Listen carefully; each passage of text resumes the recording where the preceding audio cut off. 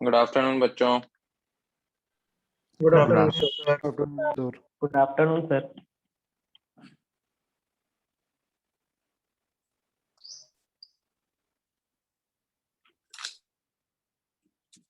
कौन सी डीपीपी थी बेटा?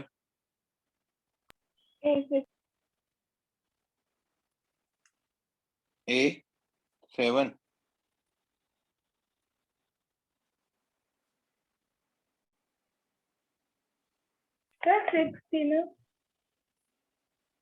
A6 तो हो चुकी थी ना बेटा पिछले क्लास में।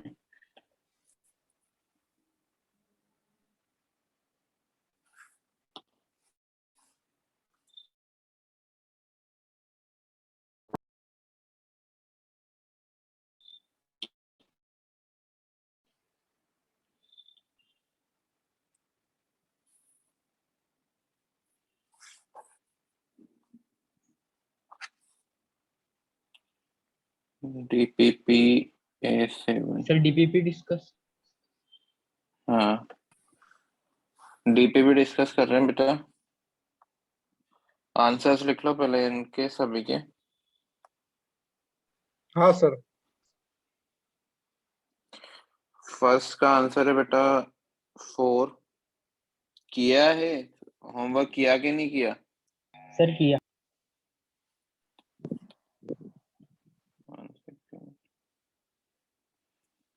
फर्स्ट का आंसर है 4। सेकंड हाँ, का सर। आंसर है A। थर्ड का आंसर है C। फोर्थ का आंसर है D। फिफ्थ का है CO कार्बन मोनोऑक्साइड। सिक्स का है D। सेवंथ का है B। एट्थ का है C। नाइन्थ का है B।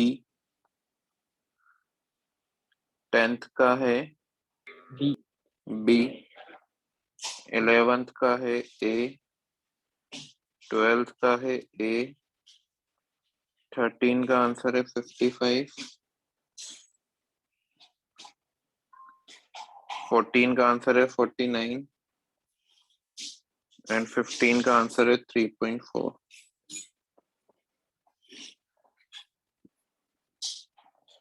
क्लियर है? चलो अब बताओ कौन सा डाउट है। हाँ, सर। क्वेश्चन नंबर 1 to 15 में कौन कौन सा डाउट है, कौन कौन से गलत हुए हैं वो बताओ।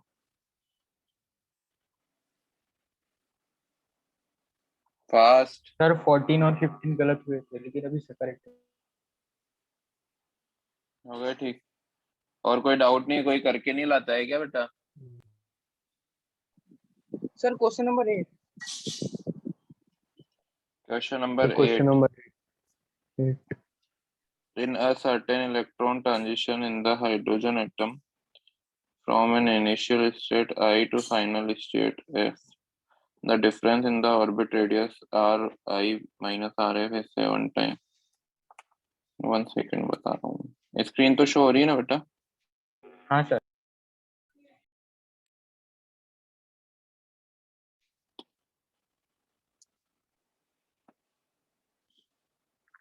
देखो बोल रहा है बेटा कि ऐसे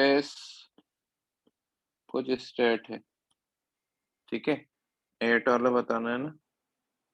इन ए सर्टेन इलेक्ट्रॉनिक ट्रांजिशन आई से लेकर एफ तक 7 times the Bohr radius. Bohr radius क्या होती है? n=1। हाँ सर। क्या होने वाली है? 0.529 9 into into n square 7। upon हाँ, एन स्क्वायर भी 1 का स्क्वायर अपॉन जेड का वो z भी का। 1। तो ये 0.529 एंगस्ट्रॉम आने वाली है। हाँ उसका सर। 7 टाइम्स से ज्यादा है रेडियस का डिफरेंस, ठीक है? Okay sir. तो सारे ऑप्शन देखने पड़ेंगे अपन को। जैसे n=2 के लिए रेडियस क्या होगी? n=2 के लिए रेडियस होगी 0.529 इंटू 4। इसके लिए हाँ क्या होगी? 0.529 इंटू 9। इसके लिए क्या होगी? 0.529 इंटू 16, राइट? आगे के लिए हाँ क्या होगी? 0.529 इंटू 529 into 20। 25। तो डिफरेंस देखो ना बेटा, डिफरेंस क्या आ रहा है? 7 टाइम्स ज्यादा आ रहा है। इनमें से कौन से उसको मैं माइनस करूँ कि 7 इंटू 0.529 आ जाए? इन दोनों को कर दूं बेटा? हाँ सर। 0.529 into 16 minus 0.529 into 9। ये किसके लिए था? ये था 4 के लिए। ये किसके लिए था? 3 के लिए। तो क्या आ जाएगा? यही तो आ रहा है डिफरेंस, 0.529 इंटू 7। 7। हाँ तो क्या ट्रांजिशन हो गया? क्या होगा? 4 से 3 का। आ गया समझ में? हाँ सर। ठीक है। अगर वो बोलता कि मुझे बताओ कि 5 टाइम्स ज्यादा है, तो 5 टाइम्स में क्या ट्रांजिशन होती? 3 से 2 पर। समझ आ गया? हाँ सर। हाँ सर। 9 टाइम्स ज्यादा है, 9 टाइम्स में क्या होता? 5 से 4 पर। क्लियर है? हाँ हाँ सर। हाँ सर। इसके बाद बताओ दूसरा क्वेश्चन। इसके बाद वाला क्वेश्चन बताओ।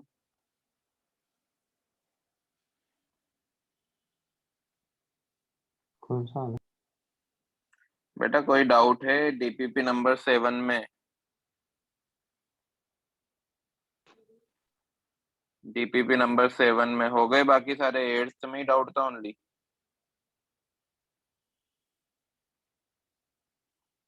नहीं करके लाते हो क्या? एक दो बच्चे ही कर रहे हैं क्या सर करके डीपीपी? लाए।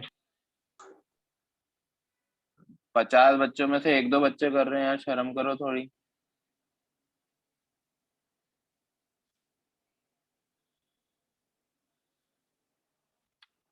गजब है। नेक्स्ट होमवर्क है डीपीपी 8। Okay sir. और ये मैं किसी भी रैंडम बच्चे से पूछ सकता हूँ कोई सा भी क्वेश्चन, सबको करके लानी, ठीक है? किसी भी रैंडम हाँ बच्चे सर। से पूछूंगा ये क्वेश्चन कैसे होगा, और उसको आना चाहिए। क्या पढ़ रहे थे हम? होमवर्क है डीपीपी 8। ये जेई एडवांस की है तो अच्छे से करना, है ना? डाउट आने चाहिए इसमें। ड्रॉबैक्स पढ़ रहे थे सर अपन।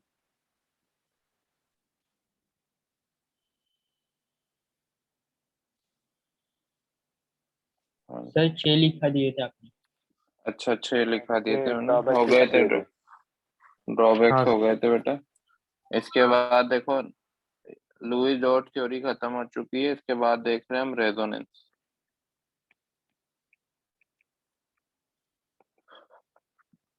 रेजोनेंस क्या होता है? जैसे ये हमारी बेंजीन रिंग है ना। रेजोनेंस के बारे में हम जीओसी में स्टार्ट करेंगे, फिर भी थोड़ा बहुत आइडिया मैं आपको दे देता हूँ।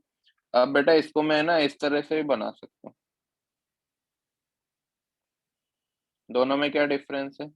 पहले ये जो दो कार्बन थे, इन दो कार्बन के बीच में सिंगल बॉन्ड था, लेकिन अब उन्हीं दोनों कार्बन के बीच में क्या आ गया? डबल बॉन्ड आ डबल बॉन्ड। चुका है। ठीक है, इतना सा डिफरेंस है। और ये डिफरेंस बेटा ऐसा बोला जाता है कि ये जो डबल बॉन्ड है ना, ऐसा नहीं है कि इन दोनों कार्बन के बीच में। डबल बॉन्ड पूरी रिंग के बीच में। कहाँ है? पूरी रिंग के बीच में।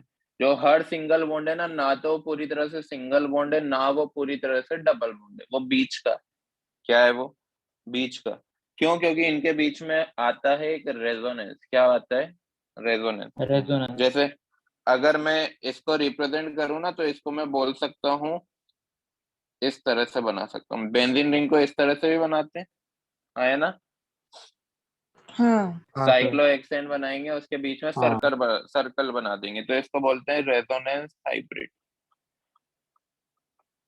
क्या बोल सकते हैं? Resonance hybrid. कोई भी अगर हमें कंपाउंड के बारे में स्टडी करनी है, तो उसके एक ही स्ट्रक्चर से हम पूरी तरह से स्टडी नहीं कर सकते।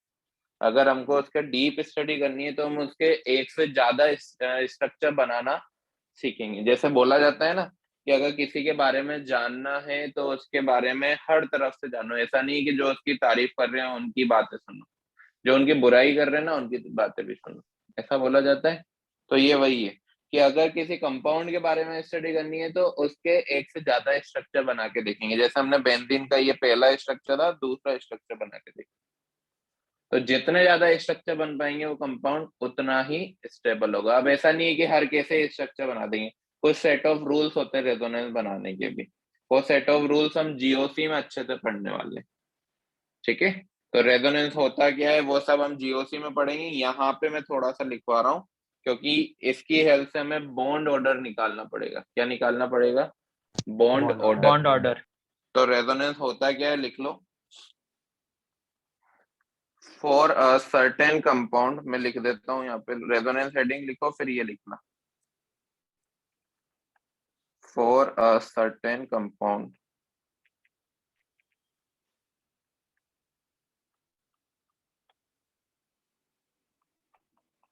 it is not possible to explain all of their properties। जल्दी जल्दी लिखना बेटा, कुछ इम्पोर्टेंट नहीं है इस चैप्टर के हिसाब से। हम इसको जीओसी में अच्छे से पढ़ने वाले हैं। Of the help of the single structure, so more than one structure are required to explain all the properties of molecules।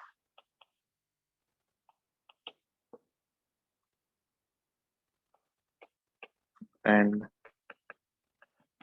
actual structure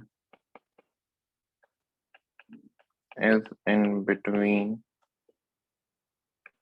the structure of all।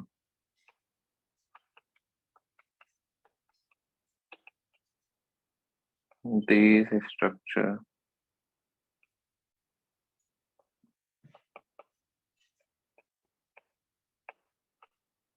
are known as resonating। जल्दी जल्दी लिखना बेटा, time waste मत करना। And actual structure is known as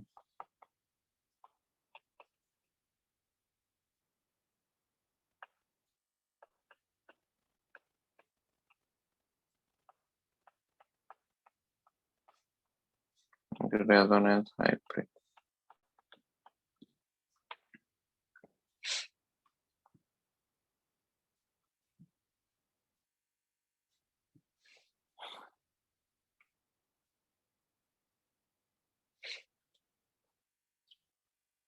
लिखा गया? Sir 2 minute.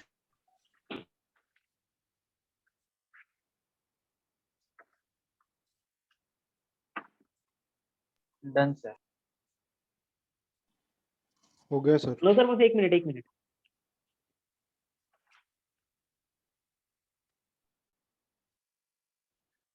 हो गया सर। ठीक है, अब हेडिंग लिखो बॉन्ड ऑर्डर।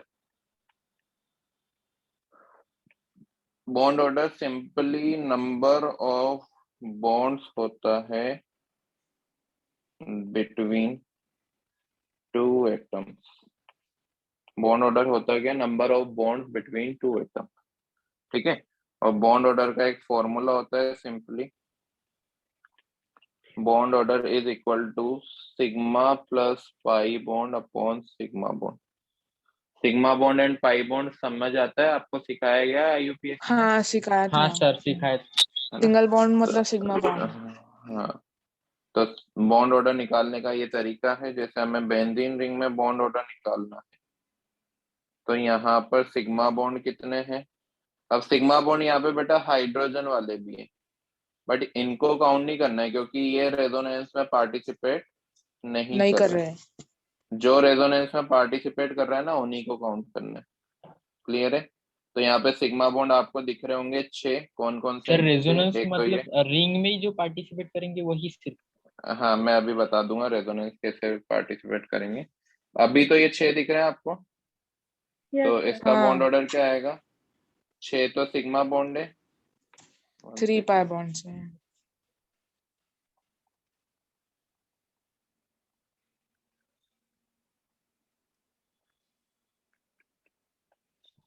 1 सेकेंड, थोड़ा सा पेन से।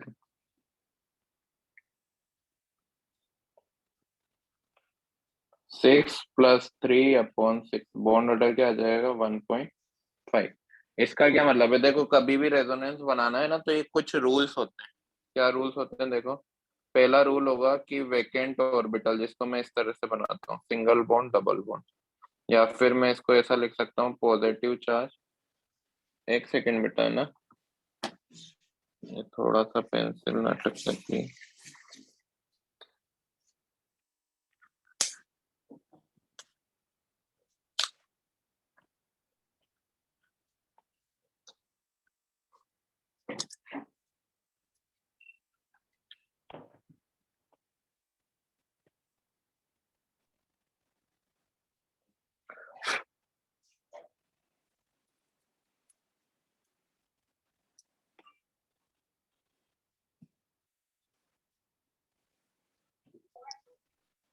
रुकना एक मिनट।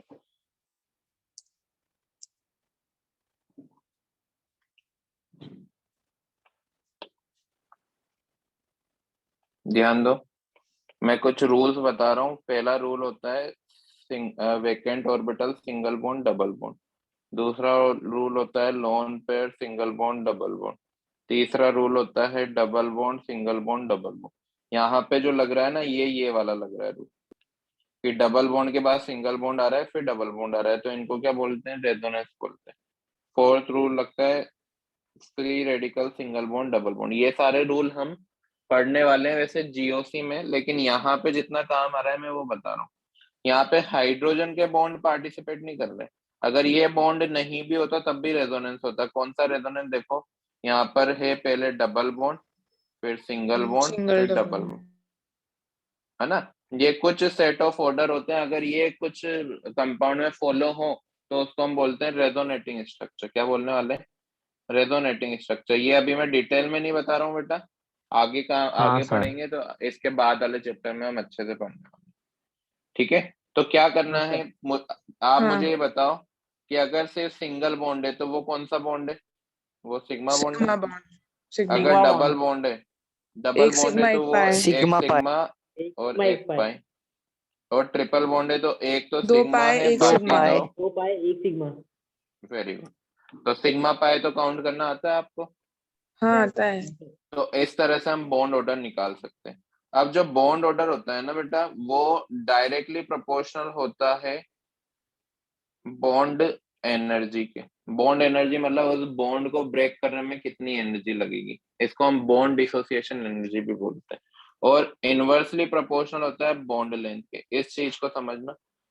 बॉन्ड ऑर्डर की मैंने अभी सिंपली आपको एक डेफिनेशन लिखाई है कि बॉन्ड ऑर्डर होता क्या है, number of bond present in between two atom, दो एटम के बीच में कितने बॉन्ड प्रेजेंट है उसी को उसका बॉन्ड ऑर्डर बोलेंगे। मतलब बेंजीन रिंग में जो भी कोई भी दो एटम होंगे उनके बीच में कितने बॉन्ड प्रेजेंट है, 1.5 बॉन्ड प्रेजेंट। समझ आ रहा है? हाँ अगर मान लो कि आपको एक धागा तोड़ना है तो कम एनर्जी लगेगी, उसी को आप दो धागे में कर दोगे तो ज्यादा एनर्जी लगेगी ना दो धागों को तोड़ने में। एक पतला धागा एक मोटा धागा, कौन से में ज्यादा एनर्जी लगेगी? मोटे धागे। मोटे धागे में। को तोड़ने मतलब जैसे जैसे आप बॉन्ड ऑर्डर बढ़ा रहे हो, बॉन्ड ऑर्डर बढ़ा रहे हो तो बॉन्ड एनर्जी भी क्या हो रही है, बढ़ ज्यादा रही हो रही है। है ना। अब एक ध्यान से सुनो कि एक इतना बड़ा धागा है, ये इतना बड़ा धागा है, और एक धागा इतना बड़ा है, कौन सा इजीली टूट जाएगा, छोटा कि बड़ा? बड़ा। बड़ा। बड़ा बड़ा बड़ा बड़ा इजीली टूट जाएगा। तो जिसकी बॉन्ड लेंथ ज्यादा उसकी बॉन्ड एनर्जी कम। कम। तो मैं डायरेक्ट हाँ। लिख सकता हूँ कि बॉन्ड लेंथ क्या होगी, इनवर्सली प्रोपोर्शनल होगी। समझ आ रहा है? बॉन्ड ऑर्डर को एक और बार में हाँ बता देता हूँ। जैसे हाइड्रोजन सिंगल बॉन्ड हाइड्रोजन, इसके लिए बॉन्ड ऑर्डर क्या हो जाएगा, 1। हाँ, Cl सिंगल बॉन्ड Cl, इसके लिए बॉन्ड ऑर्डर क्या हो जाएगा, 1, क्योंकि हमें पता है कि एक ही बॉन्ड है दोनों के बीच में, कोई रेजोनेंस भी नहीं है। लेकिन अगर मैं बात करूं N ट्रिपल बॉन्ड N की, तो बॉन्ड ऑर्डर क्या हो जाएगा, 3। अगर मैं बात करूं O डबल बॉन्ड O की, तो बॉन्ड ऑर्डर क्या हो जाएगा, 2। 2। क्लियर है? Yes sir. ये तो था हाँ सिंपल सर। वाला, जिसमें जो रेजोनेटिंग स्ट्रक्चर नहीं है उनमें निकालना। लेकिन रेजोनेटिंग स्ट्रक्चर में है ना बेटा, फ्रैक्शन में बॉन्ड ऑर्डर आ सकते हैं। जैसे अभी बेंजीन में कितना आया था, 1.5, तो उसमें 1.5 कैसे निकालेंगे, number of sigma bond plus pi bond upon sigma bond. तो इस तरह से निकालेंगे। अभी मैं कुछ कैलकुलेट करवाता हूँ आपसे, पहले ये नोट कर लो, फिर हम लुईस सर वो डॉट स्ट्रक्चर। हाँ बेटा। सर वो फोर्थ में डॉट क्या लिखा है? डॉट ये फ्री रेडिकल बोलते हैं बेटा, इसको फ्री रेडिकल फ्री बोला जाता है। रेडिकल। फ्री रेडिकल मतलब सिंगल इलेक्ट्रॉन, है ना। ये जीओसी में बताऊंगा मैं क्या होता है फ्री रेडिकल। जल्दी से नोट कर लो। हो गया सर। Sir next. हो गया? हाँ सर। हाँ सर। ये कर लो। ये इम्पोर्टेंट है थोड़ा सा कि बॉन्ड ऑर्डर डायरेक्टली प्रोपोर्शनल होती है बॉन्ड एनर्जी के, और इनवर्सली प्रोपोर्शनल होता है बॉन्ड लेंथ के।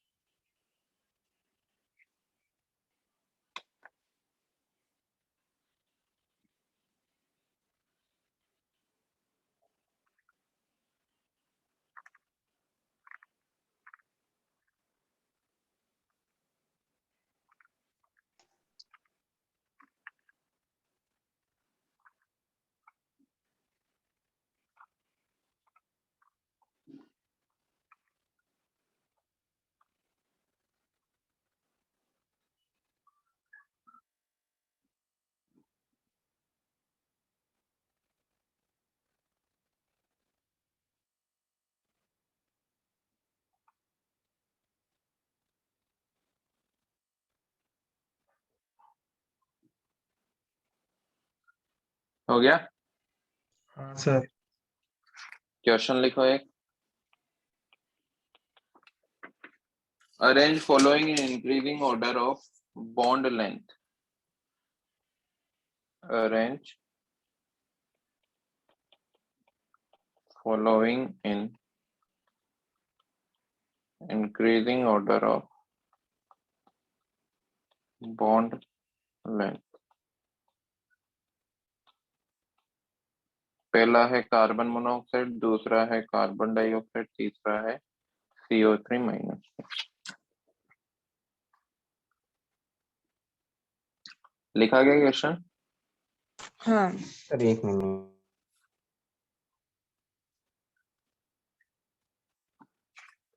हो गया। हो गया।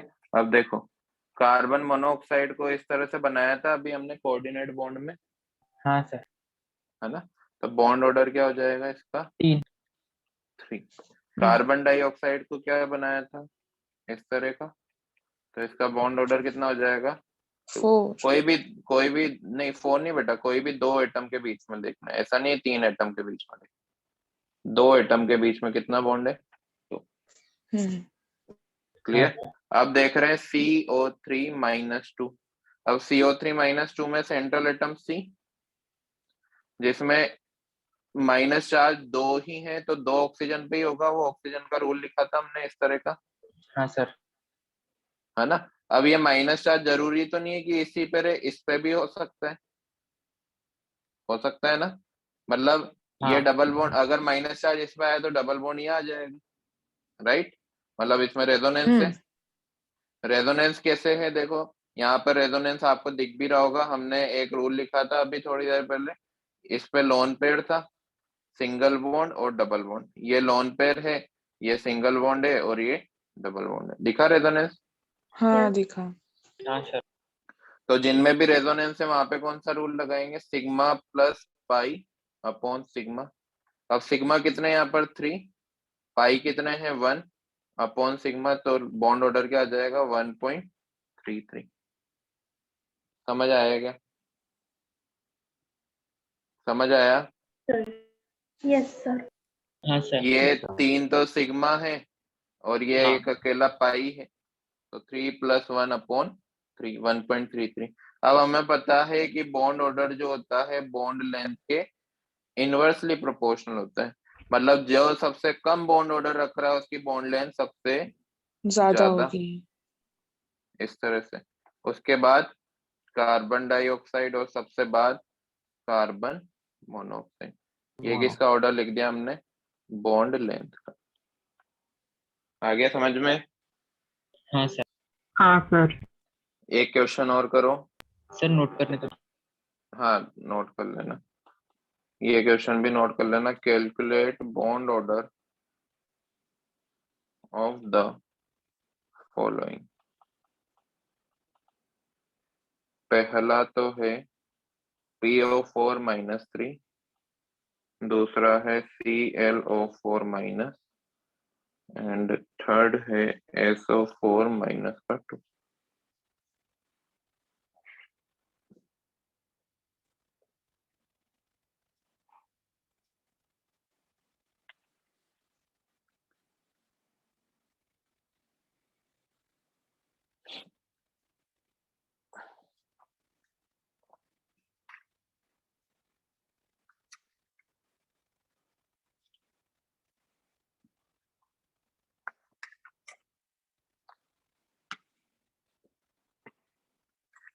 सर आपने पिछले क्लास की रिकॉर्डिंग डाली क्या यूट्यूब पर?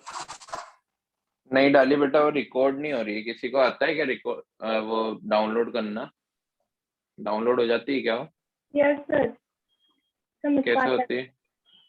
सर, उसको गूगल ड्राइव में अपलोड करके डाउनलोड कर लेते हैं, सिंपल। गूगल ड्राइव में आप लोग भी कर सकते हो कि मैं आपको लिंक शेयर करूँ तो हो जाती है क्या वो आप? हाँ सर। ठीक है, मैं कोशिश करूंगा ऐसा करने की, फिर डालता हूँ। मैंने ट्राई तो किया था बेटा, बट मुझसे डाउनलोड नहीं हुई। एक बार मैं लैपटॉप में ट्राई करूंगा, शायद ये आईफोन वगैरह में होती नहीं हो, आईपैड वगैरह में। सर लैपटॉप में इजी होती। हम्म, चलो ये हो गया क्या? रुको सर। हाँ सर।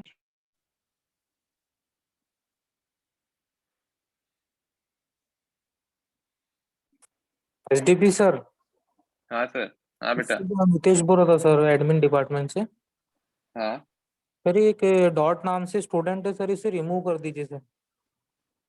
एक मिनट, हो गया बोला, अपने आप हो गया सर लैप। ठीक है ना सर? हो गया बच्चों? Yes sir. हाँ। चलो अब देखना PO4-3। हमने लुईस डॉट स्ट्रक्चर तो बनाना सीखे हैं सभी के। सेंट्रल एटम हाँ। बताओ इसमें कौन है? P phosphorus. फॉस्फोरस। अब फॉस्फोरस में से 3 माइनस का चार्ज है, क्या फॉस्फोरस पे होगा वो चार्ज? नहीं ना, हमने ये रूल भी लिखा है नहीं, कि बीच अगर में माइनस प्लस चार्ज, चार्ज होता है। हाँ, सेंट्रल एटम पे पॉजिटिव चार्ज होता है और कॉर्नर एटम या सराउंडिंग एटम्स पे नेगेटिव चार्ज होता है। मतलब तीनों नेगेटिव चार्ज ऑक्सीजन पे होंगे, तो 3 ऑक्सीजन पे 3 नेगेटिव चार्ज होंगे इस तरह से, हाँ या ना? और एक और हाँ, ऑक्सीजन हाँ। बना तो वो डबल बॉन्ड O पॉजिटिव होगा। चार्ज। अब इसमें सिग्मा बॉन्ड कितने दिख रहे हैं आपको? 4। 4, तो 4 प्लस सर वो डॉट फील्ड पे 1, आ गया सर, वो फेक आईडी है सर, निकाल दो उसको, वो कुछ भी बोलता फिर।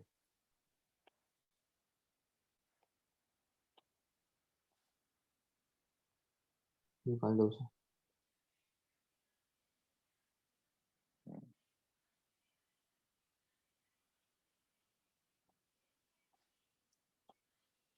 ठीक है।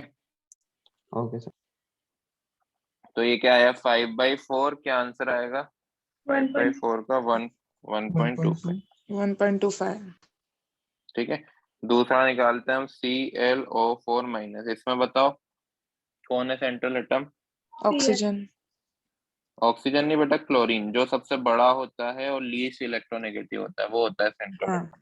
अब ये 4 ऑक्सीजन है लेकिन माइनस चार्ज ओनली एक ही पर है, तो ये एक ही पर माइनस चार्ज बनाएंगे, बाकी सभी पे क्या होगा? Double bond O। Double bond double.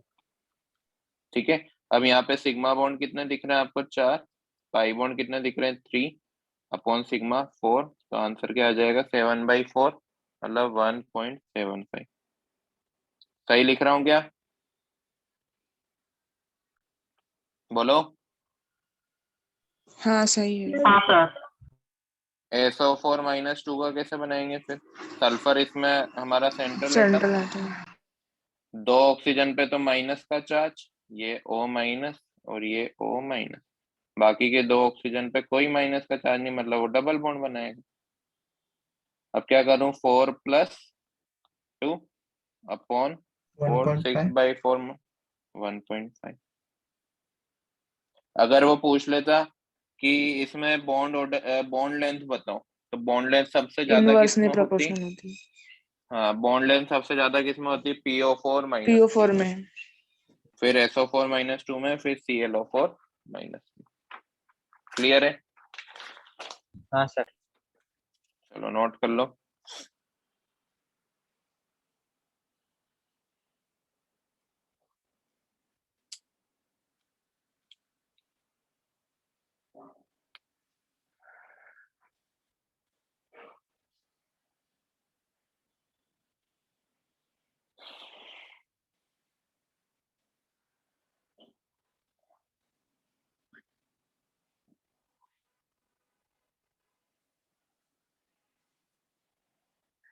हो गया क्या?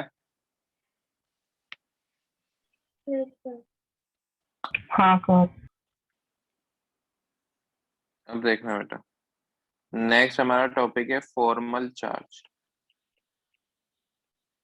फॉर्मल चार्ज के बारे में लिखना, इन एनी या फिर to calculate charge on any individual atom, concept of formal charge is introduced. To calculate charge on any individual atom, concept of formal charge is introduced. अभी मैं समझाता हूँ होता क्या है। देखो बेटा, कोई भी कंपाउंड या आयन हमें दिया हुआ है ना। अभी तो हमने कुछ रूल्स पढ़ लिए थे कि जैसे अगर पॉजिटिव चार्ज होगा तो सेंट्रल एटम पे ही होगा, नेगेटिव चार्ज होगा तो कॉर्नर एटम पे ही होगा। ये कुछ रूल्स हमने पढ़े थे। लेकिन अगर रूल्स ध्यान नहीं रहते या फिर कुछ कोई हमें न्यूट्रल मॉलिक्यूल दे दिया, न्यूट्रल कंपाउंड दे दिया, तो हम कैसे पता लगाएंगे कि किस पे कितना चार्ज प्रेजेंट है? न्यूट्रल तो दो केस में भी हो सकता है ना, या तो किसी किसी एटम पे कोई चार्ज ही अवेलेबल नहीं हो तो भी हो सकता है, या फिर जितना उस पर पॉजिटिव चार्ज था, कुछ एटम पे जितना पॉजिटिव चार्ज था उतना ही उन पे नेगेटिव चार्ज भी, तो भी तो न्यूट्रल हो सकता है वो, है हाँ। ना।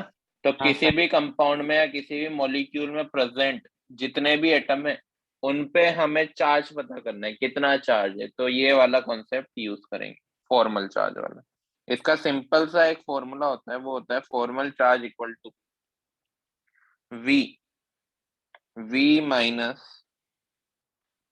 Loan pair minus bond pair.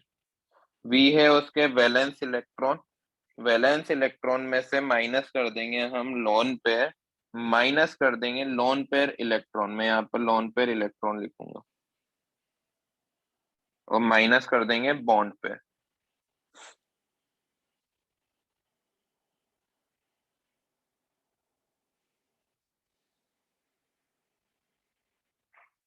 Clear है? हाँ सर हाँ। वो V मतलब क्या है? फॉर्मल चार्ज V मतलब वैलेंस इलेक्ट्रॉन, यहाँ पे मैं पूरा ही लिख देता हूँ। लास्ट शेल वाले टर्म लेने हैं ना सिर्फ। हाँ, valence electron minus lone pair electron minus bond pair minus bond pair. जैसे मान लो कि हमें O3 पे तीनों ऑक्सीजन पे चार्ज पता करना है, तो O3 का हम डायरेक्ट इस तरह से बनाते थे, O डबल बॉन्ड O, इस तरह का कोऑर्डिनेट बॉन्ड बनता था, है ना। मैंने इसको मान लिया 1, इसको मान लिया 2, इसको मान लिया 3। मैं फर्स्ट ऑक्सीजन O1 पे फॉर्मल चार्ज देख रहा हूँ, तो O1 पे देखो कि यहाँ पे लोन पेयर सॉरी वैलेंसी कितने, वैलेंस इलेक्ट्रॉन कितने ऑक्सीजन के पास, 6, 6। माइनस लोन पेयर इलेक्ट्रॉन कितने हैं यहाँ पर, 6 में से 2 तो पार्टिसिपेट कर रहे हैं बॉन्ड पेयर में, बाकी के 4, 2 लोन पेयर से हैं। 2 लोन पेयर मतलब 4 इलेक्ट्रॉन, हाँ माइनस बॉन्ड पेयर मतलब कितने बॉन्ड बना रहे हैं, तो 2 बॉन्ड बना रहे हैं, तो इस पे चार्ज क्या आएगा, 0। 0। मतलब ये वाला जो ऑक्सीजन था इस पे चार्ज कितना आया, 0। 0। O2 की अगर मैं बात करूं, तो O2 के पास वैलेंस इलेक्ट्रॉन तो 6 ही थे, लोन पेयर कितने हैं इसके पास बताओ, 2 ही है, एक लोन पेयर है मतलब 2 इलेक्ट्रॉन, एक तो ये डोनेट कर चुका था, ठीक है, माइनस बॉन्ड पेयर कितने बॉन्ड बना रहा है ये, 3, तो इस पे चार्ज क्या है, प्लस का 1, मतलब इस पे हम क्या लिख देंगे, +1 चार्ज, ठीक है। O3 की बात करते हैं, O3 की वैलेंस इलेक्ट्रॉन तो इसके पास भी 6 ही है, लेकिन लोन पेयर अब इसके पास कितने हो गए, 3, क्योंकि इसने एक एक्सेप्ट भी कर लिया था एक इलेक्ट्रॉन, तो 3 लोन पेयर, तो माइनस का 6, और बॉन्ड पेयर कितने हैं, एक ही बॉन्ड बना रहा है तो एक ही, तो इस पे चार्ज क्या आ जाएगा, माइनस का 1। ये वाला फॉर्मूले से हमने निकाला है, बोलो समझ आया क्या? हाँ समझ आया। एक बार वापस से देखो, हमने सर एक सिंपल बार सा फॉर्मूला लिखा है, हाँ मैं वही सिखा रहा हूँ, सिंपल सा फॉर्मूला याद करना है, valence electron minus lone pair electron, ध्यान रखना है लोन पेयर की बात नहीं हो रही है, लोन पेयर में इलेक्ट्रॉन कितने, मतलब कितने इलेक्ट्रॉन बॉन्डिंग में पार्टिसिपेट नहीं कर रहे हैं, माइनस कितने इलेक्ट्रॉन बॉन्डिंग में पार्टिसिपेट कर रहे हैं, मतलब मान लो कि ऑक्सीजन के पास 6 इलेक्ट्रॉन थे, 6 में से 4 बॉन्डिंग में पार्टिसिपेट नहीं कर रहे हैं, 2 कर रहे हैं, तो 6 माइनस 4 माइनस 2, जो कि हमने O1 का निकाला। O2 का कैसे निकाला, कि 6 इलेक्ट्रॉन उसके पास होते वैलेंस इलेक्ट्रॉन, उसमें से 3 तो बॉन्डिंग में पार्टिसिपेट कर रहे हैं और 2 पार्टिसिपेट नहीं कर रहे हैं, तो 6 माइनस 2 माइनस 3, तो इसके पास 1 बचा हुआ है, तो उसको क्या बोलेंगे, +1। क्लियर? O3 कैसे निकालेंगे, O3 का, उसके बाद वैलेंस इलेक्ट्रॉन तो 6 ही थे, बॉन्डिंग में पार्टिसिपेट कितने कर रहे हैं, एक ही बॉन्ड बना रहा है थर्ड वाला ऑक्सीजन, तो एक इलेक्ट्रॉन ही पार्टिसिपेट कर रहा है, और लोन पेयर कितने हैं उसके पास, 3 लोन पेयर है ना, तो 3 लोन पेयर है तो 6 इलेक्ट्रॉन है, तो 6 माइनस 6 माइनस 1, तो उस पर चार्ज क्या है, -1। सिंपली हमने इसको लुईस डॉट स्ट्रक्चर में भी देखा था कि जो इलेक्ट्रॉन डोनेट करता है उस पर चार्ज किया जाता है पॉजिटिव, और जो इलेक्ट्रॉन एक्सेप्ट करता है उस पर चार्ज किया जाता है नेगेटिव। तो हमने जब कोऑर्डिनेट बनाया, कोऑर्डिनेट बॉन्ड बनाया, तो ये वाला जो O2 वाला ऑक्सीजन था इसने लोन पे डोनेट किया था, और इसने एक्सेप्ट किया था, तो इस पे +1 ही चार्ज आना था और इस पे -1 ही चार्ज आना था। तो हमने उसको रेक्टिफाई भी कर लिया कि हाँ बिल्कुल ऐसा ही होगा। समझ आ गया? हाँ हाँ सर। सर। पक्का? हाँ सर। नोट कर लो। Yes sir. हाँ ये वैसे बेटा काफी इजी है, हम अगर नहीं भी निकालते तो भी हमारा काम चल जाता, क्योंकि हमने ऑलरेडी कोऑर्डिनेट बॉन्ड बनाना सीख चुके हैं, है ना। फिर भी कुछ कॉम्प्लेक्स क्वेश्चन ऐसे आ जाते हैं जिसमें हमें फॉर्मल चार्ज निकालना होता है, लेकिन अगर हमें फॉर्मूला याद नहीं होता तो फिर हम निकाल नहीं पाते, क्योंकि कुछ ऐसे कंपाउंड आ जाएंगे जिनका नाम ही आपने नहीं सुना हो, सिर्फ फॉर्मूला देखा हुआ है। अब उसमें आपको तो ना पता है कि कौन लोन पे डोनेट कर रहा है, कौन लोन पर एक्सेप्ट कर रहा है, तो हम कैसे निकालेंगे? इसी तरह से निकालेंगे, ये वाले फॉर्मूले से। क्लियर? आपको आपकी शीट में और डीपीपी में ऐसे क्वेश्चन मिल सकते हैं, अगर नहीं मिले तो काफी अच्छी बात है, अगर मिले तो फिर आप इस फॉर्मूले से करोगे। ठीक है, यस सर। चलो नोट कर लिया सभी ने? टू कैसे है हाँ एक सेकंड सर, एक सेकंड। O2 में क्या बेटा? सर? लोन पेयर एक बार बताइए ना सर, O2 में। एक मिनट, मैं नोट करवा दूंगा बेटा, एक बार देख लेने दो। ये O डबल बॉन्ड O और ये कोऑर्डिनेट बॉन्ड बना इस तरह से, ठीक है। अगर ये कोऑर्डिनेट बॉन्ड नहीं बनता तो इसके पास भी 2 लोन पेयर होते, इसके पास भी 2 लोन पेयर होते, हाँ या ना? यस। हाँ लेकिन अगर ये कोऑर्डिनेट बॉन्ड बन रहा है तो इसने एक लोन पेयर इसको डोनेट किया है, तो इसके बाद लोन पेयर इलेक्ट्रॉन कितने बचे? ओनली 2। हाँ समझ आ गया? 2। है ना। हाँ अब सर। ये ऑक्सीजन ने तो कुछ दिया तो नहीं ना, इसके पास जो लोन पेयर थे 3, वो 3 के 3 बने हुए हैं, हाँ है ना। इसने हाँ दिए तो ना, इसने तो लिए, तो इसके पास लोन पेयर इलेक्ट्रॉन कितना हो गए? 6। समझ आ गया?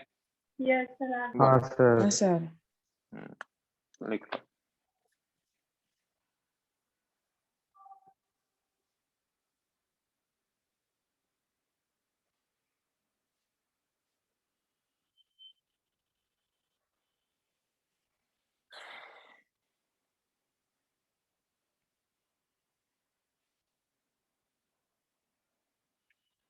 हो गया क्या?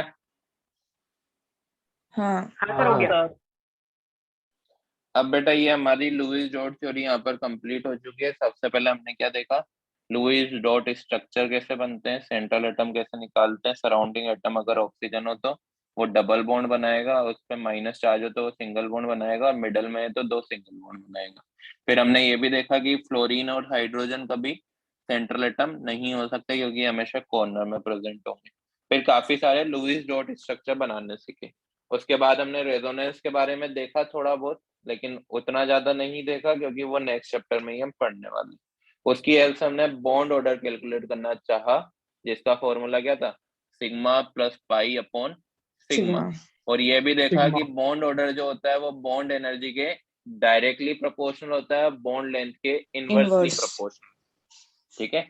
और अभी लास्ट में हमने देखा फॉर्मल चार्ज कैसे निकालते हैं, तो इसका एक सिंपल सा फॉर्मूला है, valence electron minus lone pair electron minus bond pair. 1 ठीक पेयर। है।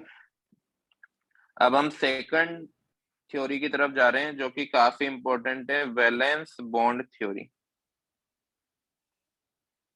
Valence bond theory, VBT. ठीक है। अब वीबीटी क्या बोलती है बेटा? ये हमें बताती है कि कोई भी अगर वो हो रही है ना, बॉन्ड बन रहे हैं, शेयरिंग करके जो भी कोवेलेंट बॉन्ड बन रहे हैं, तो कोवेलेंट बॉन्ड ऐसा नहीं है कि एक एक इलेक्ट्रॉन दोनों ने दे दिए और वो अपने आप शेयर होने लग गए। एटम इस तरह से ओवरलैपिंग करेंगे, जैसे मान लो कि ये हाइड्रोजन का एक एटम है और दूसरा एटम ये है ना। तो यहाँ पर दोनों इलेक्ट्रॉन ओवरलैपिंग रीजन में रहने लगेंगे। इसी ओवरलैपिंग रीजन को किसने इंट्रोड्यूस किया? वीबीटी ने। मतलब शेयरिंग इस तरह से नहीं होगी कि ये हाइड्रोजन का एक एटम था जिसने ये हाइड्रोजन के एटम को बाहर फेंका, और दूसरे हाइड्रोजन के एटम ने भी एक एटम को बाहर फेंका, और ये दोनों की शेयरिंग करने लगी। ऐसे नहीं होगी। वो इतने क्लोज आ जाएंगे दो एटम एक दूसरे के, कि वो एक दूसरे पे ओवरलैप करने लगे, और ओवरलैपिंग की वजह से ही वो इलेक्ट्रॉन शेयर कर पाएंगे। तो ये ओवरलैपिंग के बारे में जो फर्स्ट आइडिया था वो हमें किसने दिया? वीबीटी ने दिया। बात समझ आई? हाँ और ये हाँ। हमें बताया कि किस तरह से ओवरलैपिंग होगी, किस तरह से पाई बॉन्ड जनरेट होंगे, किस तरह से सिग्मा बॉन्ड जनरेट होंगे। ये सब आइडिया हमें वीबीटी से मिलने वाला है। ठीक है, तो दो तरह की ओवरलैपिंग होती है, एक होती है साइडवेज और दूसरी होती है हेड ऑन। तो साइडवेज और हेड ऑन क्या होती है? हेड ऑन से किस तरह के बॉन्ड बनते हैं, साइडवेज से किस तरह के बॉन्ड बनते हैं, वो सब हम इस थ्योरी में देखने वाले। बिल्कुल बेसिक से स्टार्ट करते हैं। सबसे पहला पॉइंट वाइज लिखेंगे। पॉइंट वाइज लिखना बेटा जल्दी जल्दी। To form a covalent bond atomic orbital, जल्दी जल्दी लिखते चलना बेटा, है ना, थ्योरी है थोड़ी, फिर जब कंसेप्ट आएगा तो मैं आपको सिखा दूँ। Two atoms must come sufficiently close to each other such that they start overlap। देखो पहले पॉइंट में मैंने ये लिखाया है कि जब भी कोई इलेक्ट्रॉन शेयर करने वाला होगा ना, तो जिससे उसको शेयर करना उसके इतना करीब जाना पड़ेगा कि वो उसके ऊपर ओवरलैप करने लगे। ओवरलैपिंग का रीजन जितना बड़ा होगा वो बॉन्ड उतना ही स्ट्रॉन्ग होता जाएगा, है ना। आपने पीरियोडिक टेबल में कोवेलेंट रेडियस पढ़ी थी? यस। कोवेलेंट रेडियस क्या होती है? इस तरह से दो एटम एक दूसरे पे ओवरलैप करते हैं, दोनों के न्यूक्लियस से बीच की डिस्टेंस डिवाइड बाई 2। तो अगर हम इसको डिवाइड नहीं करें ना, तो ये जो दोनों की रेडियस का सम है, इसको बोलते हैं बेटा बॉन्ड लेंथ। क्या बोलते हैं? Bond length. जितना ज्यादा ओवरलैपिंग होगी ये बॉन्ड लेंथ क्या होती जाएगी? कम होती जाएगी। मानते हो ये? हाँ अगर सर। ये बॉन्ड लेंथ कम होती जाएगी तो बॉन्ड एनर्जी बढ़ती जाएगी, मतलब उसकी बॉन्ड की स्ट्रेंथ बढ़ती जाएगी। मानते हो? अभी सीखा था ना हमने, बॉन्ड लेंथ क्या होती है? इनवर्सली प्रोपोर्शनल होती है बॉन्ड एनर्जी के। तो जितना हाँ छोटा बॉन्ड उतना ही ज्यादा बॉन्ड एनर्जी, बॉन्ड एनर्जी। है ना। छोटे बॉन्ड का मतलब क्या है? ओवरलैपिंग रीजन ज्यादा बड़ा है। ओवरलैपिंग रीजन ज्यादा बड़ा है मतलब बॉन्ड लेंथ छोटी है। ओवरलैपिंग काफी अच्छे से हो रही है। क्लियर है? हाँ। हाँ क्लियर है? अब ये ओवरलैपिंग ऐसा नहीं है कि हर कोई एटम कर लेगा, इसके लिए कुछ कंडीशंस होती है। किस तरह से ओवरलैपिंग होती है वो कंडीशन देख रहे हैं हम। ओवरलैपिंग ऑर्बिटल्स मस्ट है। पहली चीज तो जैसे हमें ओवरलैपिंग करनी है एस और एस में, हाइड्रोजन एंड हाइड्रोजन में, तो हाइड्रोजन का एक एटम दूसरे हाइड्रोजन के एक एटम के साथ है, इसकी इलेक्ट्रॉनिक कॉन्फ़िगरेशन क्या है? 1s1। इसकी क्या है? 1s1। S1। ठीक है, तो 1s1 को मैं इस तरह से बना दूं, इसका क्या मतलब है कि जो इलेक्ट्रॉन है वो क्लॉकवाइज डायरेक्शन में रिवॉल्व कर रहा है, और दूसरा जो इलेक्ट्रॉन है वो एंटी क्लॉकवाइज डायरेक्शन में रिवॉल्व करना चाहिए। तभी तो ये ओवरलैपिंग इस तरह से होगी, इस तरह से, हाँ है सर। ना। हाँ अगर दोनों सेम डायरेक्शन में होते तो क्या पॉसिबल होता बनना? रिपल्शन नहीं। काफी ज्यादा होता है, नो सर। ओवरलैपिंग नहीं हो पाती। तो पहली कंडीशन तो क्या है कि हाफ फिल्ड होना चाहिए ऑर्बिटल। क्या अगर मैं हाइड्रोजन की जगह हीलियम ले लूं तो हीलियम कुछ इस तरह से होगा? अब पूरा ओवरलैपिंग फिट हो होगा वो। सकती है क्या? नहीं। अब ओवरलैपिंग हो सकती है क्या? नहीं। तो जो ऑर्बिटल ओवरलैप करने वाले हैं वो हाफ फील्ड होने चाहिए पहली बात तो, और हाफ फील्ड भी होने चाहिए तो जो इलेक्ट्रॉन है वो अपोजिटली चार्ज होने चाहिए, अपोजिट डायरेक्शन में रिवॉल्व करने चाहिए। हाँ क्लियर है? हाँ दोनों सर। पॉइंट समझ आए क्या बच्चों? हाँ चलो सर। पहला पॉइंट क्या है इसमें? हाँ सर। पहला पॉइंट है हाफ फील्ड नेचर होना चाहिए, हाफ फील्ड नेचर। और दूसरा पॉइंट क्या है? अपोजिट स्पिन होनी चाहिए। सर आपने चार्ज का कुछ बताया था ना? चार्ज नहीं बेटा, वो स्पिन ही बोला था, चार्ज मैंने गलत लिख दिया, अच्छा। गलत बोल दिया। ठीक है, चलो ये तो हो गया कोवेलेंट बॉन्ड की बात। कोऑर्डिनेट बॉन्ड कैसे बनते होंगे फिर? सर वो जैसे मान लो कि एक नाइट्रोजन आया और एक बोरोन आया। नाइट्रोजन के पास मानते हो कि लोन पेयर होता है, हाँ होते और हैं। बोरोन के पास होता है वेकेंट ऑर्बिटल। तो मैं लोन पेयर को इस तरह से बनाऊंगा और वेकेंट ऑर्बिटल को इस तरह से बनाऊंगा। इनमें क्या ओवरलैपिंग हो सकती है? बिल्कुल हो सकती नहीं है। हो कब सकता हो सकती कैसे? है बेटा?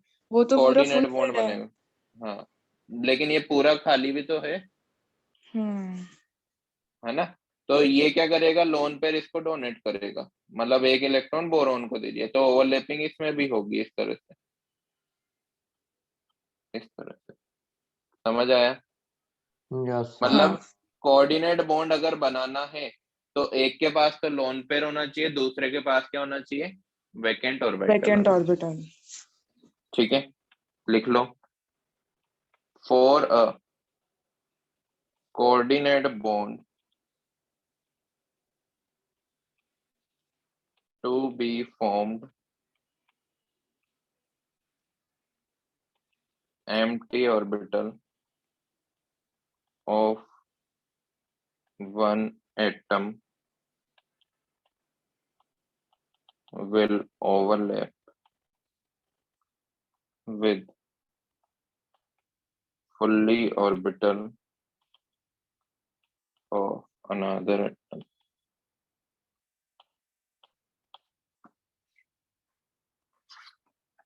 क्लियर?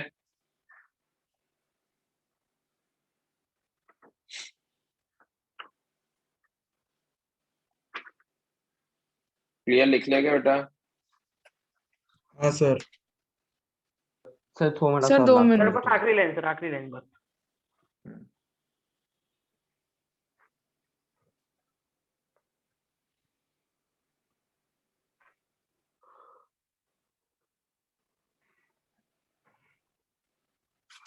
हो गया सर।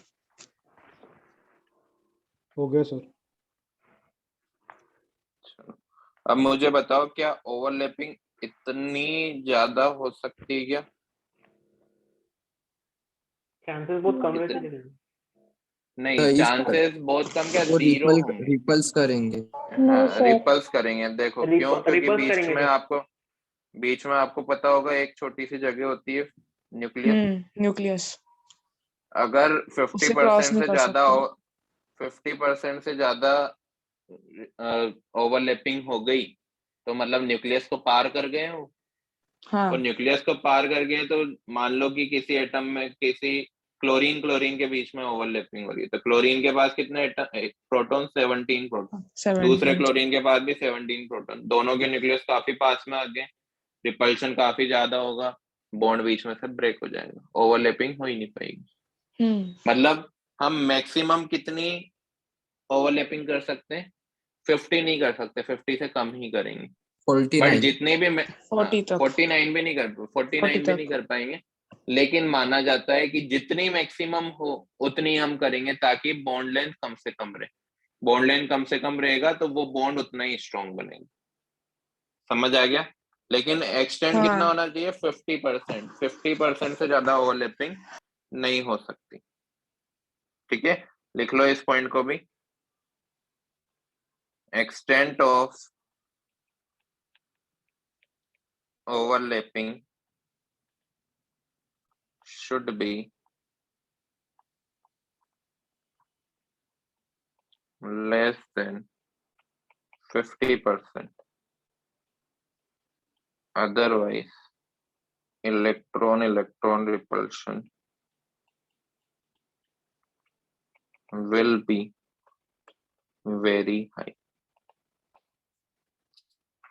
नोट करो।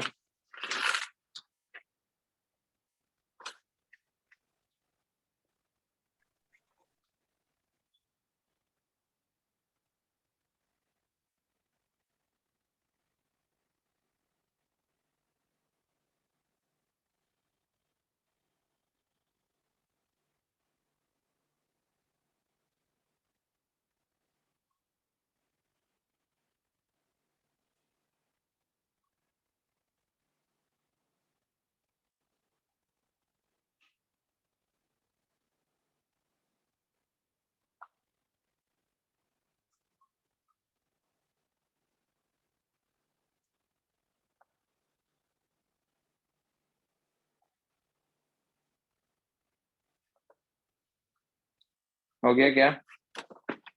सर हाँ हो गया। अब इन दो तरह की ओवरलैपिंग होती है, टू टाइप्स ऑफ ओवरलैपिंग।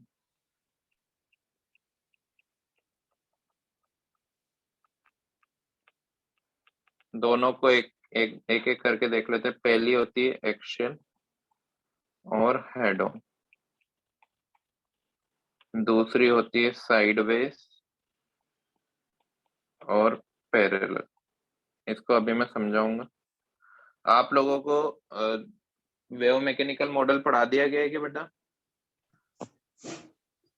तो कौन सा? सर एटॉमिक वेव, स्ट्रक्चर में। हाँ एटॉमिक स्ट्रक्चर में wave mechanical model yes sir. है ना। तो उसमें आप पढ़ाया है। देखो, वेव मैकेनिकल मॉडल में आपको बताया जाता है कि जो साई होता है वो वेव फंक्शन होता है। क्या होता है? हाँ बताया वेव था वेव फंक्शन। फंक्शन। तो जैसे वेव फंक्शन है, इस ये किसका डायग्राम बनाया मैंने? पी ऑर्बिटल का। Double dumbbell. हाँ तो एक पे डम्बल। वेव फंक्शन पॉजिटिव होता है और एक पे नेगेटिव होता है। इसका क्या मतलब है कि ये वेव फंक्शन के साइन है वैसे, है ना। तो जब भी ओवरलैपिंग होगी ना, तो ओवरलैपिंग हमेशा इस तरह से होगी कि पॉजिटिव वाला पॉजिटिव के साथ ओवरलैप करेगा,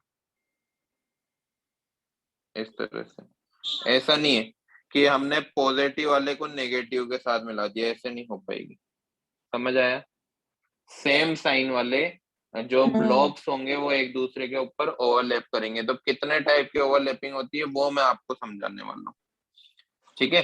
अगर same type same sign lobe overlap कर रहे हैं, सेम साइन लॉब्स ओवरलैप, तो उसको हम बोलने वाले हैं पॉजिटिव ओवरलैपिंग। क्या बोलने वाले हैं? Positive positive overlapping. ओवरलैपिंग, ठीक है। इसी से हमारा बॉन्ड फॉर्म होता है। बॉन्ड फॉर्मेशन पॉजिटिव ओवरलैपिंग से ही होने वाला है।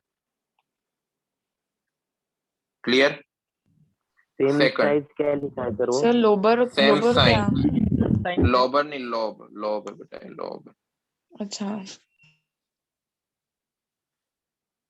सेम साइन लॉब ओवरलैप, तो वो क्या होने वाली है? Positive overlapping. जैसे मान लो कि हमारे पास ये पी ऑर्बिटल है और इसमें साइन इस तरह का दे रखा है, पॉजिटिव साइन इधर है, ये पॉजिटिव साइन है और ये नेगेटिव साइन है। तो ओवरलैपिंग अगर पॉजिटिव साइन से ही हो तो इसको हम क्या बोलेंगे? Positive overlapping. क्लियर है? हाँ लिख लिया ये? सर रुकिए। हाँ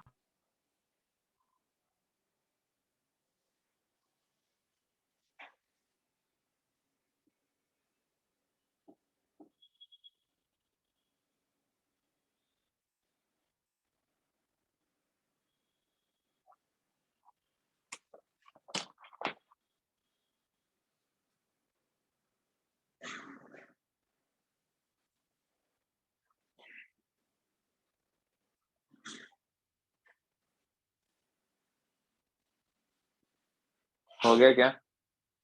सर एक हाँ सर। Minute sir. हो गया।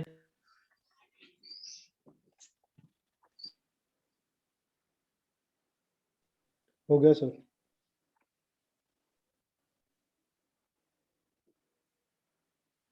हो गया सर। चलो, अगर दूसरे टाइप में हम लिख रहे हैं सर एक बार डिफरेंट लास्ट साइन, है ना सर? मैं बता रहा हूँ डिफरेंट साइन ओवरलैप। देखो, yes sir. Different sign lobes overlap, तो हम इसको बोलने वाले हैं नेगेटिव ओवरलैपिंग। इसमें भी हमारे बॉन्ड फॉर्म नहीं होंगे, no bond formation. Bond form हो तो जाएंगे लेकिन अनस्टेबल होंगे, सेम साइन के सेम स्पिन वाले इलेक्ट्रॉन आ जाएंगे यहाँ, सेम स्पिन वाले इलेक्ट्रॉन आ जाएंगे तो वो अनस्टेबिलिटी बढ़ेगी और वापस से वो बॉन्ड ब्रेक हो जाएगा। मतलब इसका कहने का क्या मतलब है कि हमने यहाँ पर सेम साइन डिफरेंट साइन की ओवरलैपिंग करवा दी, ये प्लस था तो ये प्लस माइनस माइनस। था, तो इस टाइप की ओवरलैपिंग को क्या बोलेंगे? Negative negative overlapping. ओवरलैपिंग। मतलब यहाँ पे ये भी हमारे लिए सही नहीं है, हमारे लिए सही कौन सी है? Positive overlapping.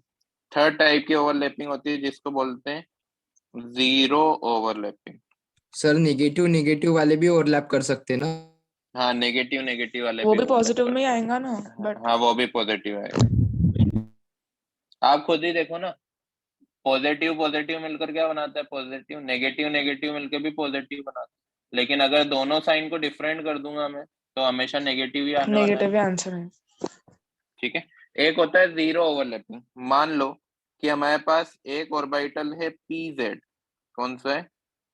पीजेड, और एक ऑर्बिटल है पी वाई, तो इनके अंदर भी कोई ओवरलैपिंग नहीं होगी। होगी क्या? नहीं। नहीं। मतलब अगर डिफरेंट प्लेन में हो, प्लेन सेम होना चाहिए ना तभी तो ओवरलैप करेंगे। वो डिफरेंट प्लेन में इससे मैं इस तरह से तो ओवरलैप नहीं करवा सकता कि ये आपने बोल दिया सर ऐसे भी तो ओवरलैपिंग हो सकती, ये तो गलत हो गया ना, ये कोई ओवरलैपिंग नहीं हुई, तो इसको क्या बोलेंगे? No overlapping. समझ आ गया कि हाँ। सेम प्लेन में होना हाँ चाहिए। सर। px है तो px के साथ ही होगी, py है तो py के साथ ही होगी, ऐसा नहीं है px तो आप py के साथ ओवरलैप करवा दो। समझ आ गया? नोट कर लो। हो गया? ठीक है, हो गया। Sir 2 minute.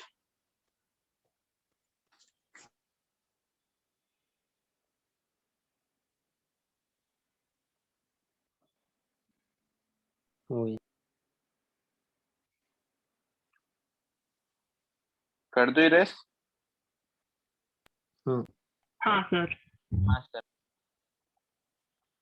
अब देखना बेटा, यहाँ पे मैं सर एक मिनट पीछे से हो गया सर। हो गया। Yes sir. अब देखो बेटा, हमें सभी ऑर्बिटल के शेप पता है। एस ऑर्बिटल कैसा होता है? स्फेरिकल। स्पेरिकल। पी ऑर्बिटल कैसा होता है? इस तरह से डंबल। डंबल। तो पी एक्स, ये पी वाई, और ये पी जेड, इस तरह का पी जेड, राइट। हाँ। डी के भी पता है हमें, डबल डंबल डबल होते हैं। डंबल। एक तो होता है D X square Y square, एक होता है डी जेड स्क्वायर, इस तरह का होता है डी जेड स्क्वायर, हाँ। है ना। हाँ। तो ये सब शेप हमें पता है ना। अब मैं बोल रहा हूँ कि हमें ओवरलैपिंग करनी है एस और एस के बीच में, तो एस और एस की इस तरह से होगी, हाँ स्पेरिकल। ऐसे होगी। ये तो थी एस और एस की। एक होगी एस और पी की, मैं करवा रहा हूँ, और एक मैं करवा रहा हूँ पी और पी की। तो पी और पी की इस तरह से होगी।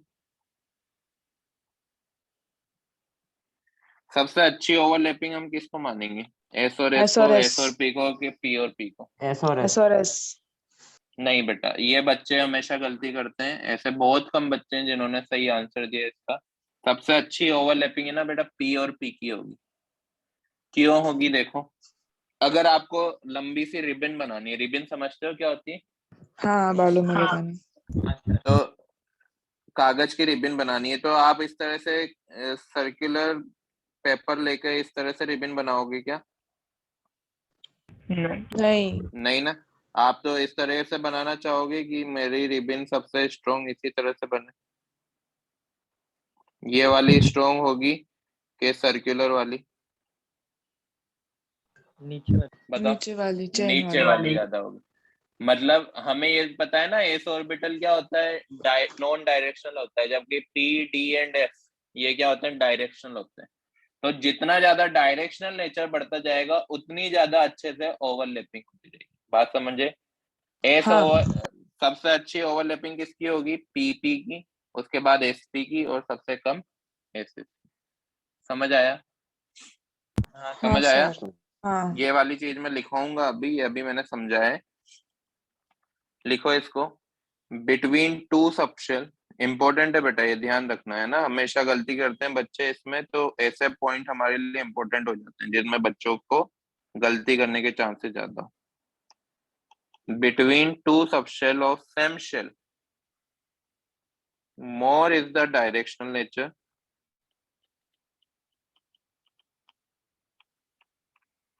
more is the directional nature in the subshell,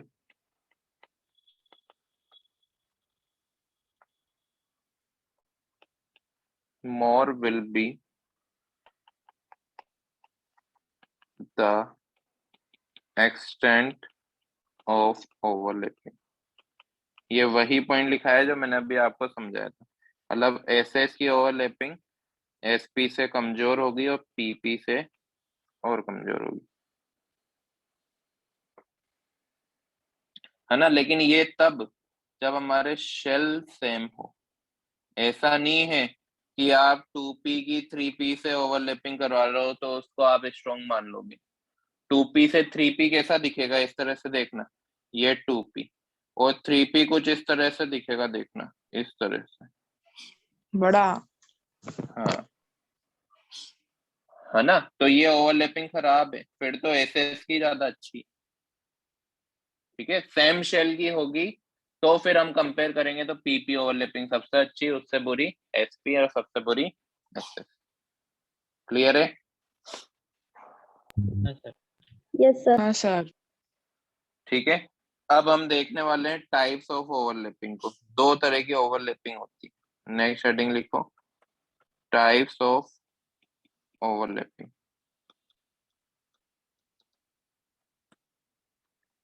पहली ओवरलैपिंग देख रहे हैं हम, एक्सियल ओवरलैपिंग।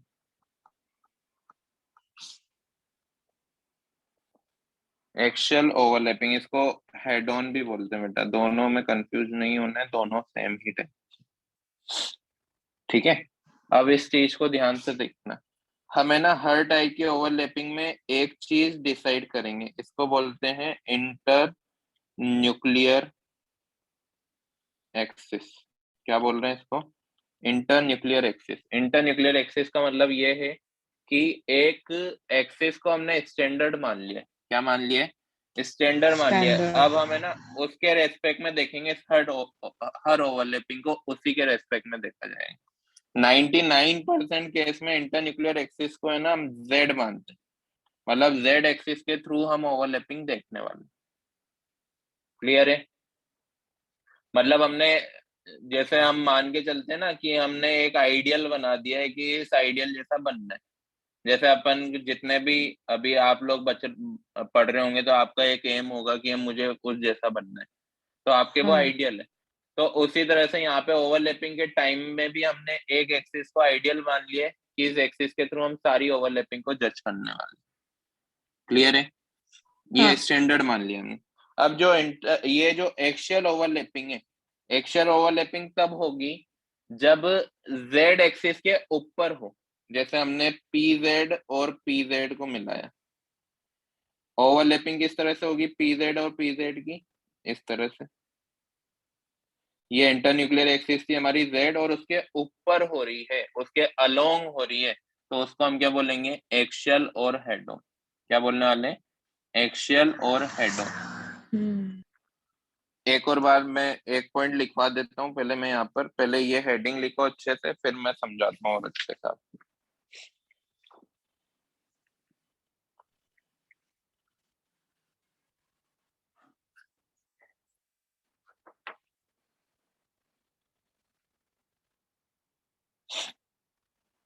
लिखा?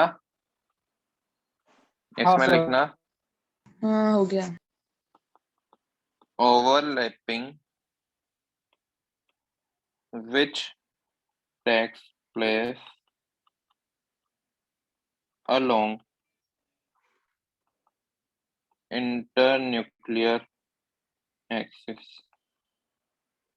is known as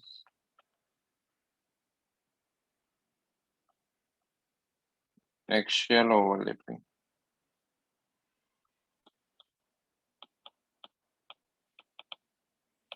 Is known as axial overlapping.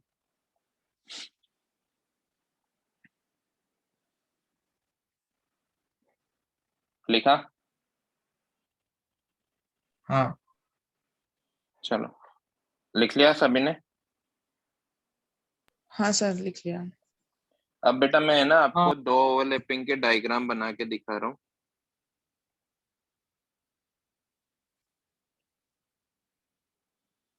एक ओवरलैपिंग तो ये है,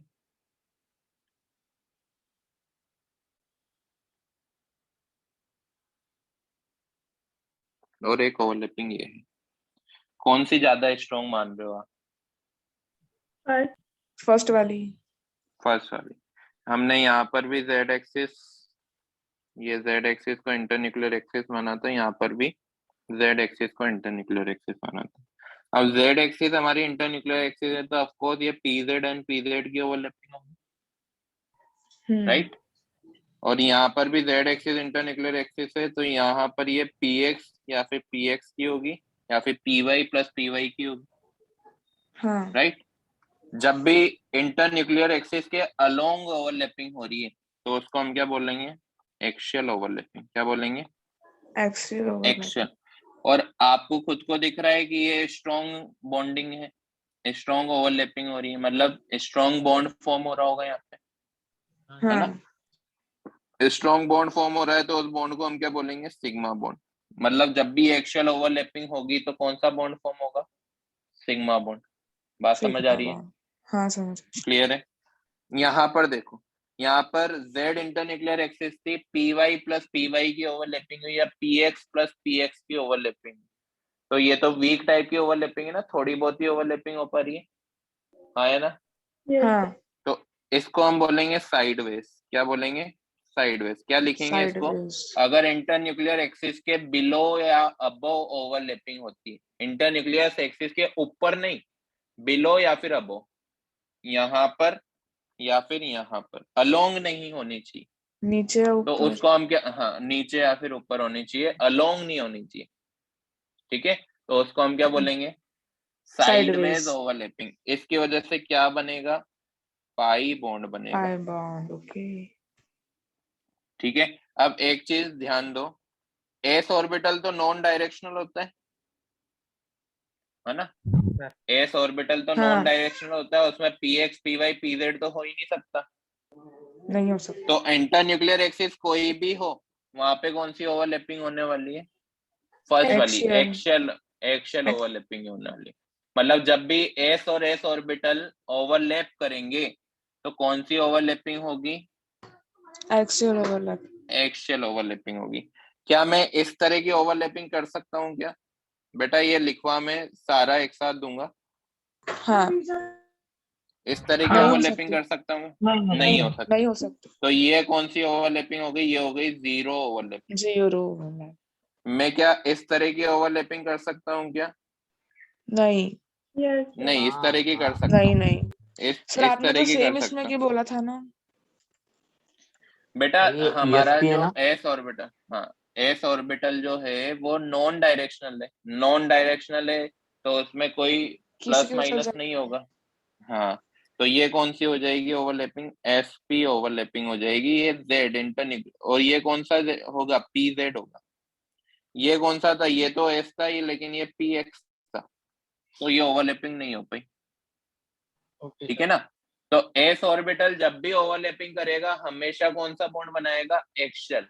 एस ऑर्बिटल कभी भी हेड ऑन साइडवेज ओवरलैपिंग नहीं कर पाएगा, पाई बॉन्ड नहीं बनाएगा एस ऑर्बिटल। समझ आया? हाँ सर। समझ आ गया?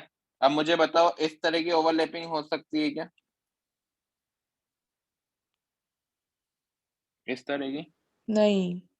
कौन सी है ये? हाँ नहीं, जीरो है बेटा ये, नहीं हो सकती सर, नहीं। है ना? इस तरह की हो सकती है क्या? ऐसे हो नहीं सकती, टेढ़ी मेढ़ी हो नहीं सकती। है ना? इस तरह की हो सकती है क्या? हाँ यस हाँ ये कौन सा है? एक ये पाई बॉन्ड है। एक पाई कौन सी bond। ओवरलैपिंग है? ये साइडवेज। साइडवेज है।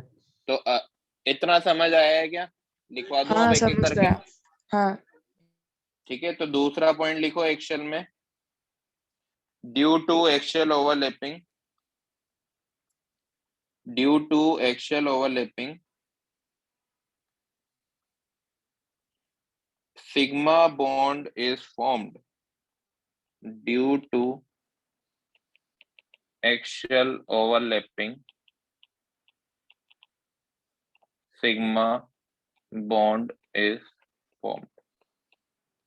अब एक एक करके हम देखते हैं किस टाइप की एक्सियल ओवरलैपिंग होती है। सबसे पहले एस और एस,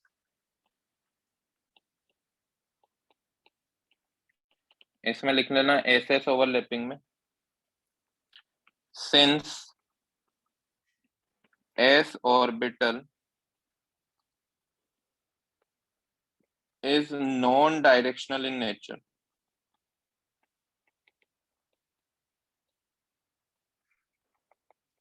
it can undergo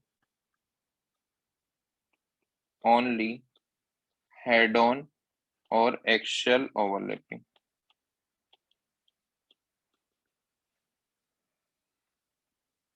ये समझा चुका हूं मैं, वापस से समझाऊं क्या? बोलो नहीं सर समझ गया। किस तरह से होगी। ये हमारा पहला एस आया और ये दूसरा एस आया। इस वाले रीजन को हम क्या बोलने वाले हैं? इसको बोलने वाले हैं ओवरलैपिंग रीजन, ओवरलैपिंग रीजन। इसी रीजन में हमारे इलेक्ट्रॉन रहने वाले हैं। ठीक है, जैसे एग्जांपल है H2। H2 में क्या होता है? 1s1 आता है दूसरे के 1s1 के साथ, और इस तरह से H2 बना देते हैं। क्लियर है? हाँ नोट कर लिया? एक मिनट सर।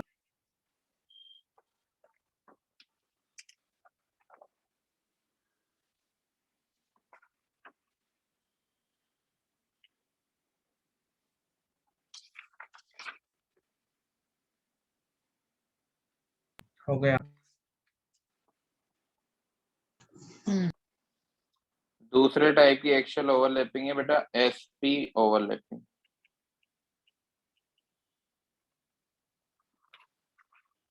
ठीक है, sp ओवरलैपिंग को देखना, ये हमारा s तो नॉन डायरेक्शनल आया, प्लस अगर मैं इंटरन्यूक्लियर एक्सिस मान रहा हूँ z है, डिफरेंट भी हो सकती है। अगर डिफरेंट होगी ना तो बेटा क्वेश्चन में गिवन होगा कि इंटरन्यूक्लियर एक्सिस x है या फिर y है।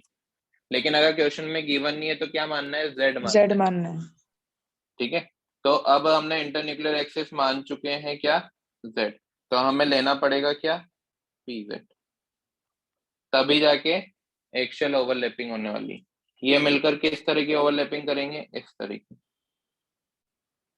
ये हमारी इंटरन्यूक्लियर एक्सिस है और इस पे ये ओवरलैपिंग हो रही है इस तरह। क्लियर? इसको क्या बोलेंगे? sp overlapping.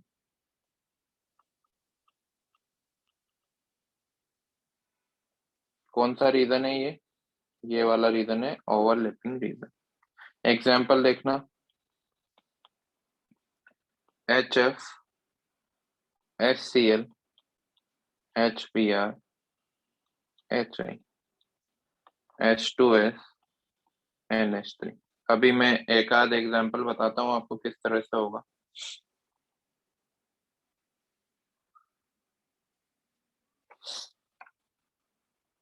नोट करो जल्दी। सर NH3 के पहले क्या है? हाँ, जे H2 क्या है सर? H2S, एस अच्छा। H2S।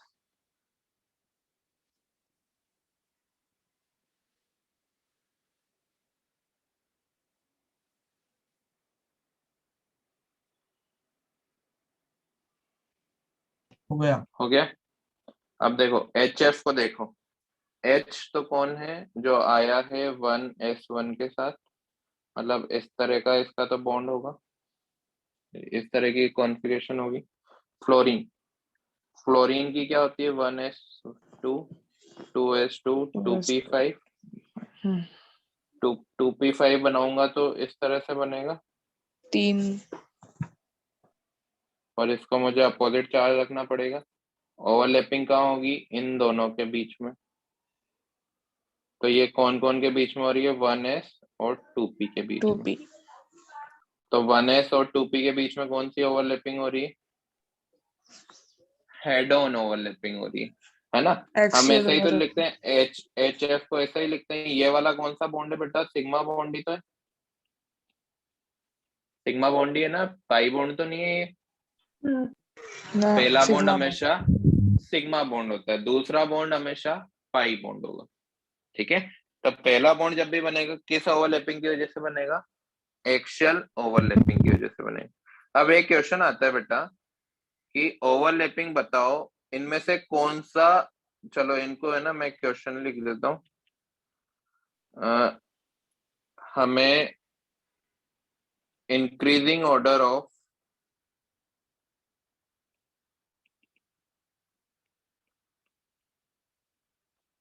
एसिडिक स्ट्रेंथ में अरेंज करना है। Arrange the following in increasing order of acidic strength. समझना इस क्वेश्चन को, काफी इंपॉर्टेंट है। एक है HF, एक है HCl, एक है HBr और एक है HI। इनमें से सबसे अच्छा एसिड कौन होगा यह हमें बताना है। ठीक है, एसिड बेसिकली होते कौन है? ध्यान से सुनो, एसिड कौन होते हैं? जो H+ डोनेट करते हैं।